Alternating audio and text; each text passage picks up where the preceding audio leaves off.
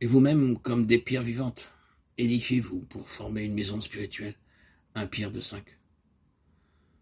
De quoi une âme affamée et soifée peut-elle être satisfaite? La réponse est dans le psaume 36,9.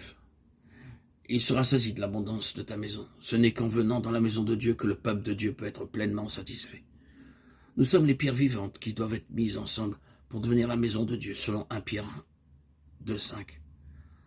Lorsque j'ai visité la Palestine, j'ai vu de très grosses pierres d'un ancien bâtiment juif appelé la synagogue. Si vous preniez un caillou et si vous percutiez l'une de ces énormes pierres du mur, elle produisait une note de musique très douce, comme la note d'une orgue. Chaque pierre avait un son différent. Jusqu'à ce jour, on ne sait pas comment ces pierres furent taillées. Les gens viennent de loin pour voir ces pierres, les frapper, écouter le doux son. De même, lorsque vous êtes né de nouveau, vous devenez une pierre vivante du Seigneur Jésus-Christ avec une musique céleste en vous. Que les gens nous maudissent, nous frappent ou disent du mal de nous, nous pouvons cependant leur dire que le Seigneur vous bénisse et vous rende plus heureux et vous pardonne.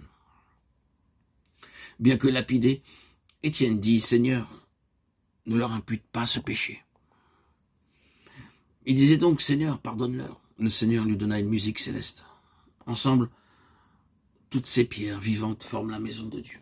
Vous avez été édifiés sur le fondement des apôtres et des prophètes, Jésus-Christ lui-même étant la pierre angulaire. En lui, tout l'édifice bien coordonné s'élève pour être un temple saint dans le Seigneur. Éphésiens 2, 20, 21. Après ma conversion, j'allais dans différents lieux, dans différents édifices religieux avec une faim dans mon cœur. Malgré de si grands édifices, des prédicateurs hautement qualifiés et de grandes orgues, je ressortirai avec ma faim insatisfaite.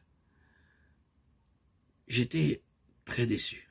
Un matin, je me promenais dans les rues de Vancouver. Je vis une petite hutte et j'eus la pensée de m'y rendre pour le jour du Seigneur. Lorsque j'y entrai, quelqu'un, la face rayonnante, vint me saluer. Il dit « Je suis heureux de vous voir ». Sans me demander mon nom, il me pria d'entrer, me disant qu'ils n'étaient que quelques croyants, mais qu'ils aimaient le Seigneur. Chacun avait sa Bible. Je fus très heureux là, dans la petite hutte. Ce n'est qu'en nous rassemblant avec les enfants de Dieu, en adorant Dieu en esprit et en vérité, et en comprenant le mystère céleste de la maison de Dieu, que nous serons rassasiés. Il est triste de dire que beaucoup de croyants ne comprennent pas la signification de la véritable Église. Nous, les croyants assemblés constituant la véritable Église, ce n'est qu'en prenant notre pleine part de l'abondance que nous trouvons dans la maison de Dieu que nous sommes satisfaits. Alors que nous adorons le Seigneur, que nous le voyons et que nous nous nourrissons de lui, mais il deviendra de plus en plus réel pour nous. Nous serons alors rendus capables d'apporter le bon goût du sel à la terre.